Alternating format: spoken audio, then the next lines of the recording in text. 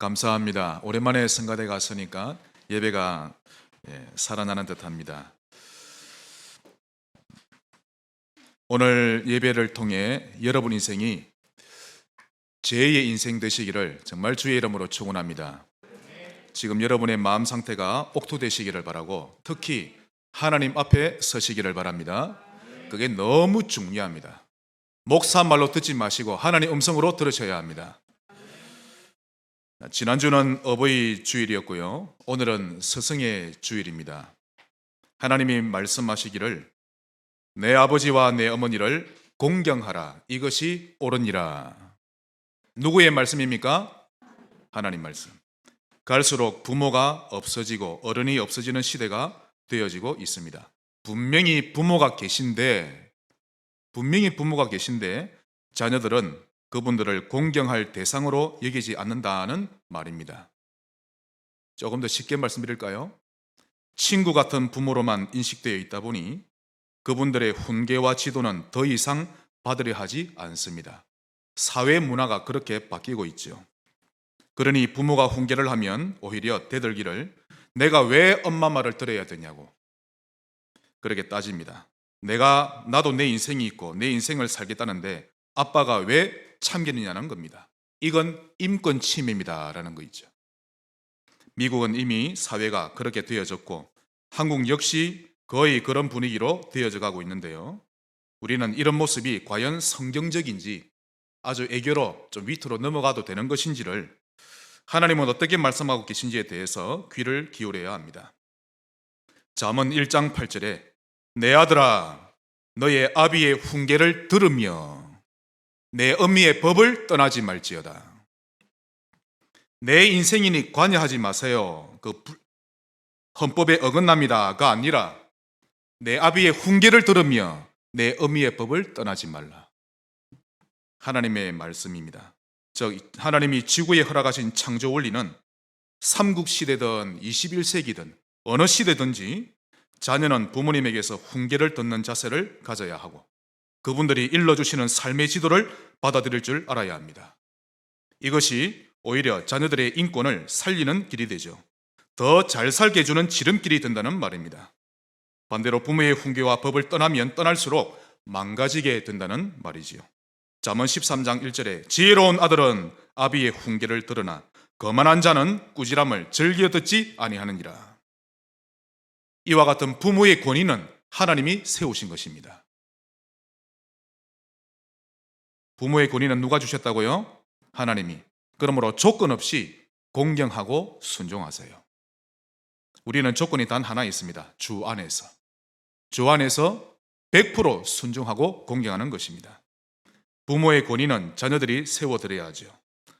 혹 부모님이 잘못했거나 많이 부족할 때도 그렇게 공경해야 합니까? 네. 그럴 때는 더욱 보호해드리고 그분들의 부족한 부분이 드러나지 않도록 지혜롭게 영적인 담요를 덮어드리는 것입니다. 그런 자녀에게 하나님이 축복하십니다. 보너스 많이 주십니다. 잠언 23장 22절에 너를 낳은 아비에게 청종하고 너의 늙은 어미를 경히 가벼이 여기지 말지니라. 부모님을 무시하지 마세요. 부모를 경히 여기는 것은 하나님이 만드신 질서를 깨트리는 행위입니다. 또한 특히 교회에서는 더 중요한데요. 이는 영적인 것과 관련이 있기 때문입니다. 하나님이 기름 부어 세우신 자들은 하나님 나라를 위해 하나님이 직접 세우신 대리자들입니다. 제가 여러분 옆집에 있는 아저씨가 아니라 한 가족을 여러분과 함께 만드셔서 저를 대리자로 세우신 것입니다. 또한 우리 선생님들도 차세대 렘넌트를 살리는 영적인 스승으로 세우셨죠. 그러므로 그들을 교회의 어른으로 알고 그들에게서 훈계를 들으며 그들이 일러주는 법을 떠나지 않는 것이 안전하고 유익합니다. 분명히 하나님 말씀하시기를 히브리서 13장 17절에 너희를 인도하는 자들에게 순종하고 복종하라. 그들로 하여금 즐거움으로 그 일을 하게 하고 근심하게 하지 말라. 그렇지 않으면 너희에게 유익이 없느니라. 여러분 교회가 완전히 하나가 된 모습이 딱 보이면요 세상 기관이 우습게 여기지 않습니다. 근데 교회를 가보면 하나가 안 되고 목사가 부족하다고 욕을 하고 하나가 안 돼 있죠. 세상도 업신여깁니다. 복음하기 어렵죠. 우리를 인도하는 자들이 부족해도 그렇게 해야 됩니까? 네. 부족할수록 더 그렇게 보호해야 합니다. 하나가 딱 되어서 보호하고 동반자가 되어주셔야 합니다. 특히 우리 병원에 계신 구자노님의 좋은 동반자가 되어주시기를 바랍니다. 또 특별히 목회자와의 관계는 반드시 회복하셔야 됩니다. 제가 하나님의 이름으로 어미 여러분께 명합니다. 목회자와 반드시 회복하셔야 됩니다. 티끌만큼도 걸리는 게 있으면 여러분 크게 손해입니다. 하나님이 그렇게 영적인 원리 만들어 놓으셨죠. 100% 신앙생활 실패합니다. 지난주 제가 대구 교회에 다녀왔는데요, 목사님을 뵙고 그 주변 성도님들을 이렇게 쭉 둘러봤는데 참 기뻤습니다. 여전히 중심이 있고 교회를 사랑하고 복음적인 분들이 많이 있구나라는 생각이 들어서 마음이 놓였습니다. 우리 백자님도 같이 가셔서 보셨죠? 그동안 한국 교회는 이런 분위기가 아니었습니다. 어떻게 목사가 그럴 수 있냐? 옆집 아저씨처럼 어떻게 목사가, 어떻게 장로가 그렇게 할 수 있냐? 그러고는 스스로 자기 자신의 영적 상태에 스스로 무너져 버립니다. 반드시 일벌백계로 처리해야만 속이 시원한 것처럼 해왔고요. 그러는 과정 가운데서 교회는 깨어지고 후대들은 상처받고 그랬던 것입니다. 그런 모습들이 다 못 배워서 그런 것이죠. 학교 지식을 못 배운 것이 아니라 복음적인 지혜를 못 배운 것입니다. 스승의 권위는 하나님이 허락하신 것입니다. 학교의 선생님도 그 권위를 인정하셔야 됩니다. 하나님이 그 질서를 만들어 놓으셨죠. 선생님이 우리 아이를 때렸다. 여러분은 가셔서 선생님 죄송합니다. 제가 아이를 제대로 못 키워서 더 때려주세요. 이래야 되지. 어떻게 우리 아이를, 하나님의 질서를 무너뜨리는 겁니다. 조건 없이 순종하고 복종하세요. 주 안에서 그렇게 하셔야 됩니다. 야당 기질을 드러내는 것은 성경적이지 않습니다. 다윗을 죽이겠다고 10년 동안 현상금을 내걸고 이스라엘 온 땅을 찾아다녔던 사울왕. 제가 성경을 읽으면서 이 사람은 제대로 정치를 안 하고 뭐하나, 이 정도로 다윗만 잡으려고 혈안이 되어 있는 거죠. 드디어 다윗이 사울왕을 죽일 수 있는 절호의 기회가 왔는데요, 그때 다윗 옆에 있던 아비스 장군이 말합니다. 주인님, 오늘 하나님이 당신의 원수를 당신 손에 넘기셨습니다. 당신이 내게 명령하시면 내가 단번에 창으로 찔러 죽이겠습니다. 그때 다윗의 고백입니다. 죽이지 말라. 누구든지 손을 들어 여호와의 기름 부으심 받은 자를 치는 것은 하나님 앞에 죄를 범하는 것이니 그를 하나님께서 치시며 망하게 하시리라. 내가 저 사울 왕을 치는 것은 여호와께서 금하신 것이니라. 항상 하나님 앞에 섰던 다윗입니다. 그러니 하나님이 다윗을 쓰실 수밖에 없는 것이죠. 이 비밀을 아는 자가 교회를 아는 자요, 교회를 세우는 자입니다. 만일 아비새의 말처럼 왕을 죽이는 것은 교회를 무너뜨리는 일이 되는 것이죠. 바울의 고백을 보십시다. 로마서 12장 19절. 너희가 친히 원수를 갚지 말고 하나님께 맡기라. 그 이유는 신명기에 이미 하나님이 말씀하시기 때문입니다. 32장 35절에 원수를 갚는 것이 내게 있으니 내가 갚으리라. 즉 너희 인생들은 원수를 갚지 말라고 말씀하신 겁니다. 부족한 자가 있으면 더 돕고 넘어가주고 담요를 덮어주는 겁니다. 바울이 이어서 말하기를 내 원수가 줄이거든 먹이고 목마르거든 마시게 하라. 악에게 지지 말고 선으로 악을 이기라. 오늘부터 여러분 부모님과 관계 온전히 회복하시기를 바라고, 특히 목회자와 관계 회복하시기 바랍니다. 아무것도 문제 안 돼야 됩니다. 활짝 웃어주시고 아무것도 문제 안 되시기를 주 예수 이름으로 축원합니다. 하나님은 항상 신자의 그릇을 보십니다. 나를 무시한다고 받아치거나 내게 누명을 씌웠다고 복수하는 그릇인지, 아니면 그것을 통해 하나님의 뜻을 찾고 갱신할 줄 아는 그릇인지, 하나님은요 신자의 한 사람 한 사람의 그릇을 항상 보시면서 거기에 맞는 응답을 측량하고 계십니다. 요셉은 자기를 노예로 팔아버린 형들과 또 자기를 감옥으로 보낸 보디발의 아내 단 한 번도 복수하지 않았습니다. 오히려 더 많은 도움을 주고 위로해 줬죠.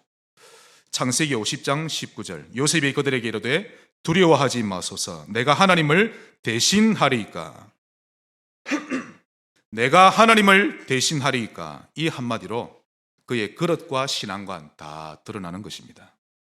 응답받는 신자 되시기 바랍니다. 하나님 앞에 서면 됩니다. 하나님을 믿으십니까? 5월은 가정의 달이요, 또 오늘은 서성의 주일입니다. 전 세계가 인간관계를 파괴하는 분위기로 치닫고 있는 때에 가정의 어른을 섬길 줄 알고 또 교회를 아름답게 만드는 지혜로운 성도 되시기 바랍니다. 이 두 가지가 큰 보너스를 하나님이 주시는 길이 됩니다. 내 성질대로 하는 것이 아니라 하나님 앞에 딱 서서요. 특히 하나님을 사랑하시기 바랍니다. 최고의 어른이시요 어버이시요 우리의 스승이십니다. 나의 힘이신 여호와여, 내가 주를 사랑하나이다. 다윗 속에 가득히 채워져 있는 이 하나님 사랑하는 마음이 여러분에게도 가득 채워지기를 바랍니다. 여러분이 하나님의 자녀가 맞다면 하나님 아버지를 사모하고 그분을 닮아가는 성도 되는 것 당연한 것 아닙니까?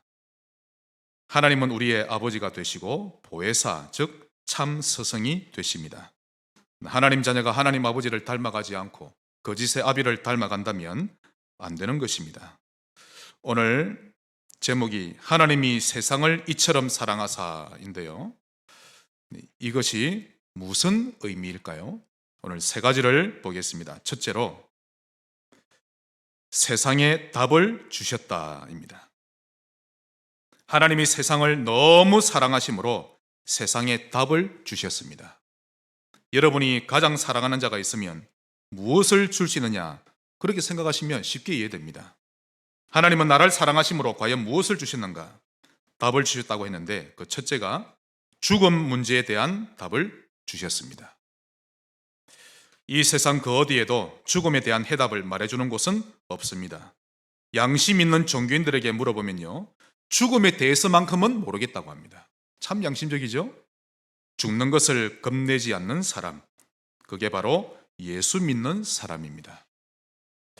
아직까지 죽는 것이 겁나십니까? 그것은 아직도 복음의 비밀이 내 안에 뿌리를 내리지 못했기 때문입니다.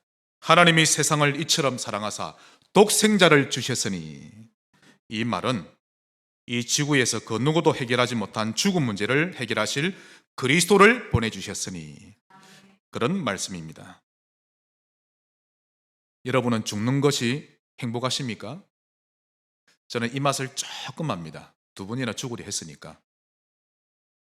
그래서 제 앞에서는 죽고 싶다 그 말 함부로 하지 마세요. 그 아무나 하는 말이 아니거든요. 여러분은 죽는 날이 기다려 주십니까? 하루하루 사는 것이 너무 힘들고 괴로워서 죽고 싶은 것이 아니라 복음이 너무 좋아서 천국에 빨리 가고 싶어서, 그래서 하나님을 눈으로 배우는 것이 기다려지는가라는 말입니다. 이런 모습이 바로 신자의 진짜 모습인데요, 성경을 보니까 진짜 믿는 사람들은 다 그랬습니다.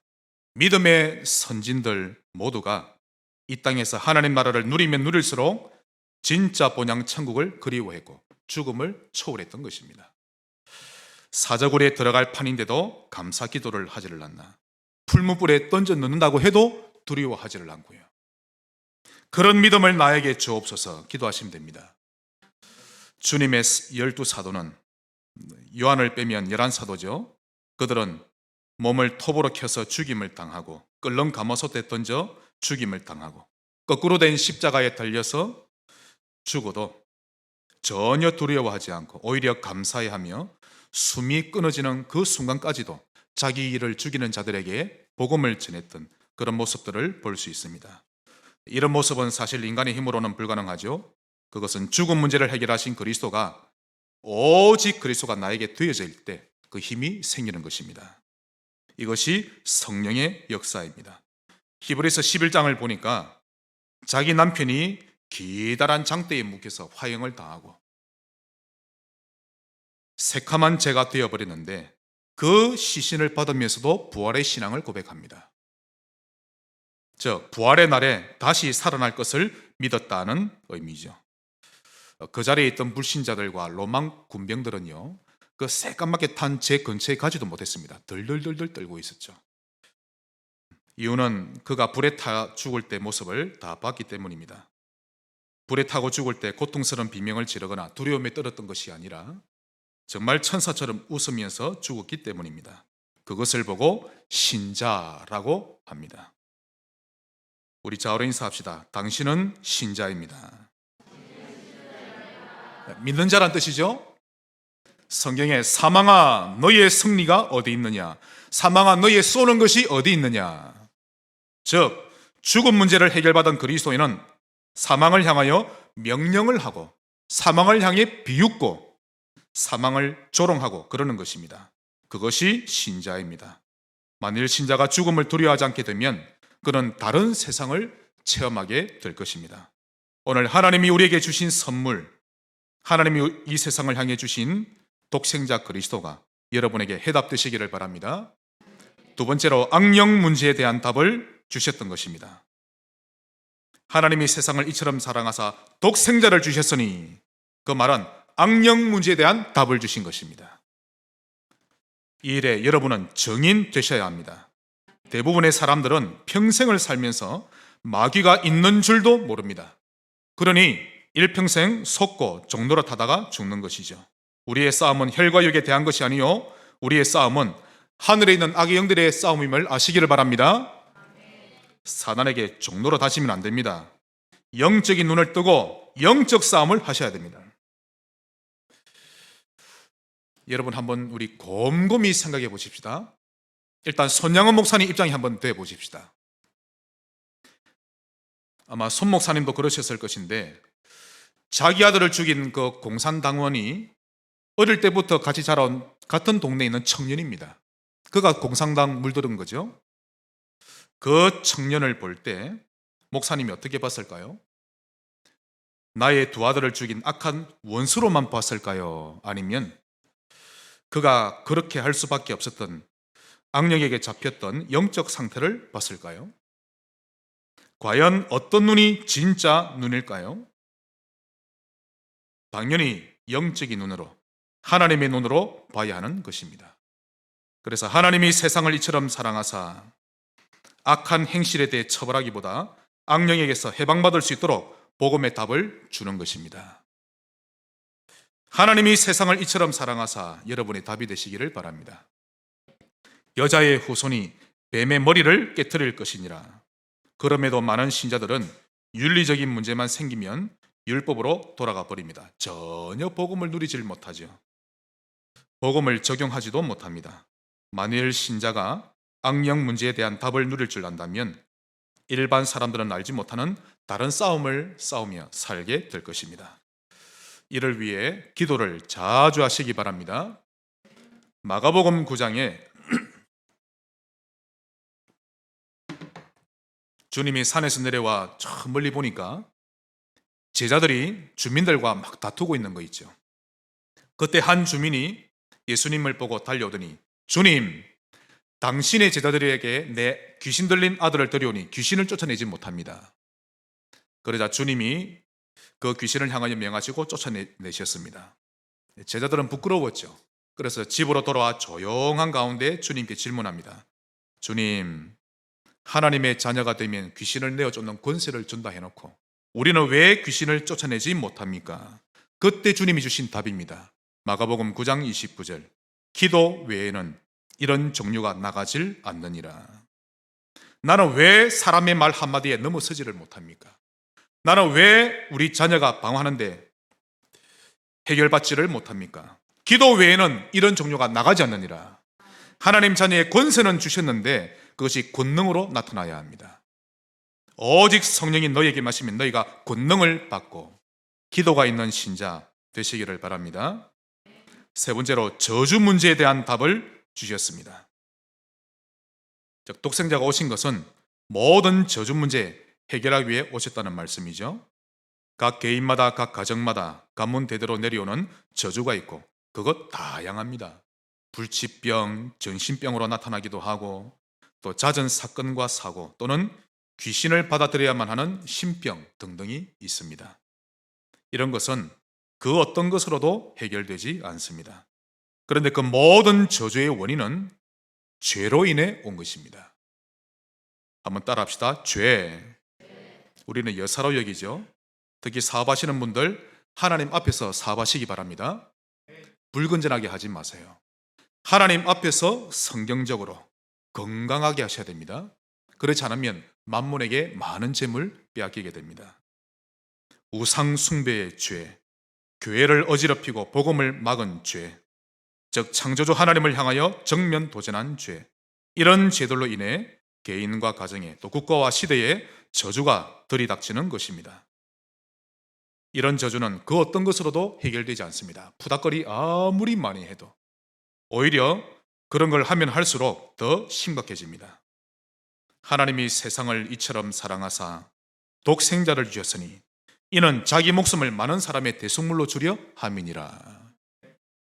이 해답으로 이 땅의 모든 저주 문제 해결되는 것입니다. 갈라디아서 3장 13절, 그리스도께서 우리를 위하여 저주를 받아받으사 율법의 저주에서 우리를 속량하셨으니 이는 아브라함의 복이 우리에게 풍성히 미치게 하려 함이니라. 성경은 처음부터 마지막까지 온통 해답을 제시하고 계십니다. 세상에 답을 주러 오신 주님을 오늘 주인으로 모시기를 바랍니다. 큰 두 번째입니다. 하나님 아버지를 닮아가는 자녀가 되자. 자식이 아버지를 닮아가는 것 당연한 것 아닙니까? 이번 주간 하나님 아버지를 닮아가기를 원합니다 라고 기도하시면 됩니다. 우리 인간은 에덴 동산에 완전한 축복을 받았는데 전혀 부족할 것이 없는 축복이었습니다. 창세기 2장 누리시기를 바랍니다. 아무도 부족한 것이 없는, 생육하고 번성하며 누리셔야 합니다. 우리 청년들은 결혼하면 아이를 기본 3대 이상 낳으시기 바랍니다. 성경적이거든요. 하나만 놓지 말고, 그리고 둘만 낳아도 안 되고 셋은 낳아야 명함을 내밀 수가 있습니다. 우리 인간에게 에덴 동산에 완전한 축복을 주셨는데 그럼 우리는 뭐만 하면 되죠? 한 가지만 하면 됩니다. 하나님의 말씀만 잘 기억하고 지키면 됩니다. 말씀을 가슴에 잘 새기고 있으면 되는 것이죠. 그런데 말씀을 마음에 새기질 않으니 환경이 안 좋거나 어려움이 오거나 또 유혹받을 만한 분위기가 조성되면 쉽게 넘어지고 좌절해 버리는 것입니다. 그러므로 아버지의 말씀을 마음에 새깁시다. 우리가 아무리 부족해도 아버지 말씀은 들어야 하는데요, 우리 하나님 아버지는 생선을 구하는 자식에게 뱀을 주지 않습니다. 떡을 달라는 자식에게 전갈을 주지 않으시죠? 우리 하나님은 악한 것을 주는 분이 아니십니다. 우리를 위해 하늘 영광 버리고 인간까지 되셨고 십자가를 지셨는데 그 하나님 아버지를 믿으시기를 바라고 그분의 말씀을 가슴에 새기시길 바랍니다. 근데 참 갈수록 하나님 말씀에 또 어른의 말씀에 귀를 기울이지 않는 시대가 되었습니다. 우리는 성경대로 살아야 합니다. 그 안에 질서가 있고 평안이 있습니다. 부모님과 사이가 좋으면 여러분 행복해집니다. 교회 성도님과 특히 우리 어른 장로님들과 목회자와 사이가 좋아야만 여러분 진정한 행복이 옵니다. 성경대로 사시기를 바랍니다. 성경의 원리에서 떠나면 떠날수록 무질서와 고통이 임하게 되는데요, 사단을 나의 주인으로 나도 모르게 섬기게 되어버립니다. 그러므로 지금 여러분 속에 말씀의 흐름이 있게 하시기를 바랍니다. 먼저 여러분의 마음에 물줄기가 생기도록 개천을 만드셔야 합니다. 그래야 거기에 말씀이 흐를 것 아닙니까? 우리 자으로 인사합시다. 개천을 만듭시다. 계속 호미질하고 파야 됩니다. 그 작업이 필요하죠. 골이 파져야 거기에 물이 쭉 흘러가는 거죠. 그런데 많은 신자들의 마음속에는 말씀이 흐를 만한 개천이 없습니다. 오히려 가뭄이 된 지 너무 오래되어서 쩍쩍 갈라지는데요, 심각한 가뭄 상태입니다. 말씀만 흐르면 됩니다. 여러분, 하나님 앞에 서서요. 성령님은 말씀의 물줄기가 있는 곳에 역사하십니다. 말씀이 없이는, 약속이 없이는 역사하지 않으십니다. 왜 나는 하나님의 자녀인데 주님이 내게 응답하지 않으시는가? 개천이 없어서. 말씀이 흘러야 합니다. 그리고 믿음은 들음에서 난다고 하죠. 말씀을 들어야 믿음이 생기는 것입니다. 로마서 10장 17절, 믿음은 들음에서 나며 들음은 그리스도의 말씀으로 말미암느니라. 이렇게 성경에서 원리를 다 말해주는데 실천을 못하니 계속 공고한 것입니다. 말씀의 흐름이 없는 신자는 100% 믿음이 없는 상태입니다. 그러므로 말씀의 물주기를 지속해서 가지면 힘 있는 신자가 되고 하나님 아버지를 닮아가게 됩니다. 오직 여호와를 앙망하는 자는 새 힘을 얻으리니. 어른을 사랑하시고 부모님을 사랑하세요. 교회 목회자를 사랑하세요. 아무 조건 없이 하나님 그리 정하셨으니까 장로님들을 사랑하시고 성도님들 사랑하시고, 특히 오늘 스승의 주일을 맞이해서 교회 선생님들을 사랑하시기를 바랍니다. 여호와를 바라보지 않는 자는 황폐한 영적 상태됩니다. 그에게서 지옥 냄새가 나고 신잔데 사단 냄새, 바벨탑 냄새 납니다. 그러나 하나님을 계속 바라보면 하나님이 썸이시기 때문에 멋있는 썸이 됩니다. 하나님 아버지를 닮아가시기를 바랍니다. 마지막 큰 세 번째입니다. 보좌의 축복을 누리자.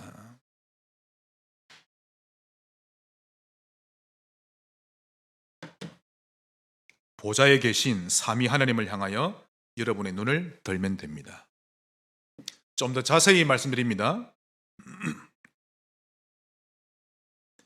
특히 우리 다락방 성도님들은요, 다른 교단과 다르게 메시지 필기 끝내주게 잘하시죠. 그래 제일 성령 충만한 자는 성도가 아니라 노트가 제일 성령 충만합니다. 10가지 발판, 10가지 비밀, 5 확신, 393, 62가지 이런 언약들, 이 모든 언약들은 결국 종합해보면 보좌에 앉으신 삼위 하나님으로부터 출발된 것입니다. 기도하면 그렇게 결론 나게 되어 있습니다. 류 목사님이 아무리 많은 말씀들과 많은 전략들을 집회 때마다 쏟아내셔도 우리가 하나님과의 평상시 교제가 없으면 그 모든 언약들은 소리나는 구리와 울리는 꽹과리밖에 되지 않는 것입니다. 그 많은 약속들에 대한 응답을 보지 못하고 결국 수학 공식처럼 외우기만 하다 세월을 다 흘려보내는 것입니다. 우리의 눈이 하나님을 향하고 그분과 친밀한 관계를 가질 줄 알아야 합니다. 1년 전을 비교하시면 됩니다. 내가 하나님과의 관계를 많이 가졌는지 아니면 노트 필기만 했는지. 초등학교도 못 나오고 일자무식인 사람이라 할지라도 요한복음 3장 16절, 예를 들면 이 한 구절만 붙잡고 매일 구원에 감사하고 매일 항상 하나님께 기도하는 사람은 그 영이 성령의 감동이 되어 있는 영입니다. 즉, 이 건전지가 충전되어 있다는 뜻이죠. 그걸 보고 권능을 받았다라는 뜻입니다. 그런 사람은요, 악한 영이 있는 곳에 가면 말을 안 해도 귀신이 떠나갑니다. 벌벌벌 떨죠. 아무리 노트에 많이 적어놔도 하나님과 1대1로 만나는 시간이 없는 사람은 귀신이 쉽게 찾아와서 가라지를 뿌려놓고 도망갑니다. 왔다가 갔다가 계속 놀리는 거죠. 귀신이 우리의 영적 상태를 잘 아는 것입니다.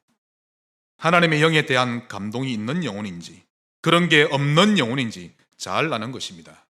예레미야 29장 13절에 너희가 온 마음으로 나를 구하면 나를 찾을 것이요 나를 만나리라. 하나님을 찾으면 만나 주십니다. 하나님을 찾으세요. 말씀 한 구절 딱 잡고 아침에 만나고 밤에 만나는 것입니다. 하나님을 계속 원하고 찾는 영적 상태 되시기를 주 예수 이름으로 축복합니다. 반드시 만나 주십니다. 이 시간표를 한 번이라도 체험하셔야 됩니다. 내가 하나님을 찾았더니 하나님 내게 찾아오시는 것 여러분 느낍니다. 체험한다니까요. 그때가 응답받는 시간표입니다. 또한 시공간을 넘나드는 천군을 누리시길 바랍니다. 이것이 보좌의 축복을 누리는 것입니다. 열왕기하 6장 16절 두려워하지 말라 우리와 함께한 자가 저들과 함께한 자보다 많으니라. 전도자에게는 불말과 불병거를 보내십니다. 이걸 누리세요. 또한 아무것도 문제 안 되는 천국을 누리시길 바랍니다. 이것이 보좌의 축복을 누리는 것입니다. 사망이 없고 애통하는 것이나 곡하는 것이나 아픈 것이 다시 있지 않은 천국을 누리는 것인데 이걸 죽고 난 이후에 누리는 것이 아니라 이 땅에서 누리는 것입니다. 누가복음 17장 21절에 하나님 나라는 여기 있다 저기 있다가 아니요 너희 안에 있느니라. 성도 여러분의 마음속에 먼저 하나님의 나라를 풍성히 체험하시기를 바랍니다. 그러므로 아무것도 문제 안 되는 신자, 정말 천국을 누리고 있는 것이 여러분의 얼굴에서 먼저 드러나는 신자 되시기를 바랍니다. 말씀의 결론을 맺겠습니다. 지난주와 이번 주는 어버이 주일이요, 또 스승의 주일입니다. 가정에서도 잘하고 또 교회에서도 잘해야겠지만 그 무엇보다 하나님을 기쁘시게 해드리는 신자 되시기를 바랍니다. 하나님이 기뻐하시는 일을 계속 하려고 하세요. 부모님과 사이 좋아야 합니다. 그게 하나님을 기쁘시게 해드리는 겁니다. 십계명에도 나오죠. 내 부모를 공경하라. 하나님을 기쁘시게 해드려야 합니다. 하나님이 기뻐하시는 일을 계속 하려고 하세요. 그렇게 하루하루를 살아가시면 됩니다. 그 증인 두 사람을 소개하겠습니다. 첫 번째 증인 다윗. 우리 다 같이 역대상 10장을 보겠습니다. 구약 성경 627쪽입니다.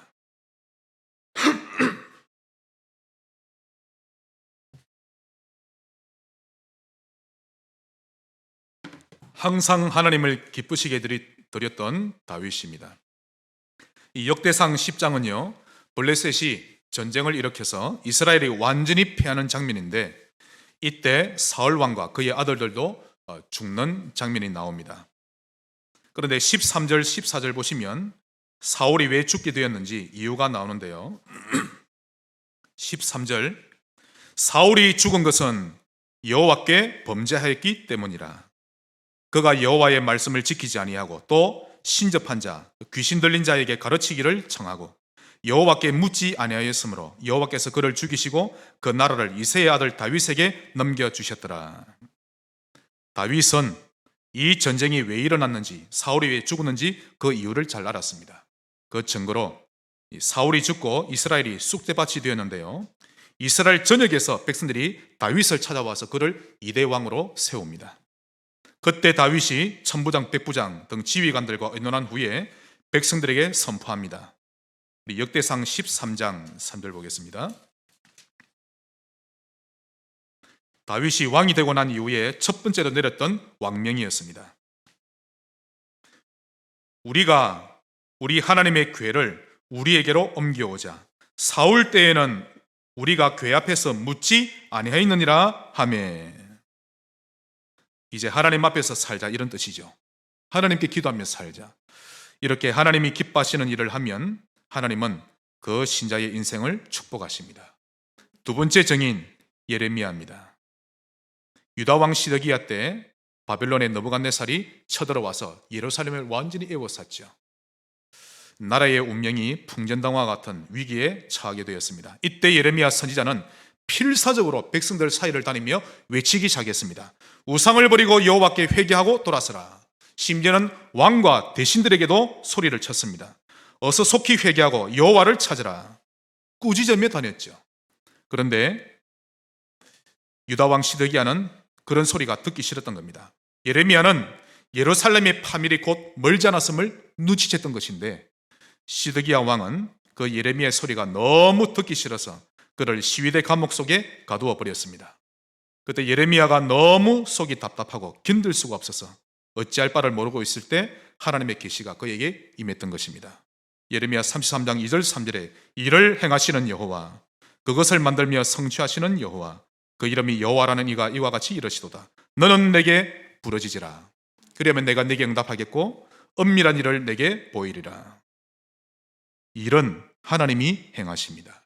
이걸 기억하셔야 됩니다, 여러분. 일은 하나님이 행하시죠. 나의 자녀도 하나님이 만드신다니까요. 나의 산업도, 나의 아내도, 나의 자녀도, 내 미래도 하나님이 다 주무르고 계십니다. 그러므로 일을 행하시는 여호와, 그것을 만들며 성취하시는 여호와를 바라보는 법칙이 필요합니다. 바라봄의 법칙이 필요합니다, 여러분. 예를 들면 중대한 문제가 터졌습니다. 그럼 대부분 이렇게 생각하죠. 이 문제 빨리 해결되면 좋겠다. 그런데 하나님을 바라보지는 않죠. 그래서 응답이 없는 것입니다. 바라봄의 법칙 회복하시기를 바랍니다. 하나님을 찾는 자를 한 번도 버린 적이 없는 하나님이십니다. 그러므로 하나님을 신뢰하고 그분께 부르짖으면 됩니다. 모든 일의 주권자는 하나님이십니다. 하나님을 찾는 것이 하나님을 기쁘시게 해드리는 모습인 것입니다. 우리가 하나님을 신뢰하고 그분을 향해 간구하는 것이 그분을 진정으로 기쁘게 해드리는 것이죠. 반대로 하나님을 화나게 하거나 분노케 하는 일을 하게 되면 많은 실패와 고통을 겪게 됩니다. 그 어떤 경우에도 교회를 어지럽히지 마세요. 가정을 잘 지키시기 바랍니다. 나로 인하여 천하 만민이 복을 얻게 사는 것이 하나님을 기쁘시게 해드리는 것입니다. 그 안에 진정한 행복과 축복이 다 들어있는 것입니다. 이것이 창조 원리입니다. 하나님이 세상을 이처럼 사랑하사 독생자를 주셨으니 그 그리스도가 항상 해답되는 여러분의 삶이 되시기를 바라고 매사에 하나님 앞에 설 줄 아는 지혜로운 신자 되시기를 주 예수 이름으로 축복합니다. 하나님께 감사드립니다. 하나님과의 관계 회복되는 주간이 되게 하시고 가족과의 관계 회복되며 교회와의 관계 회복되는 가장 축복된 주간 되게 하옵소서. 예수님 이름으로 기도합니다.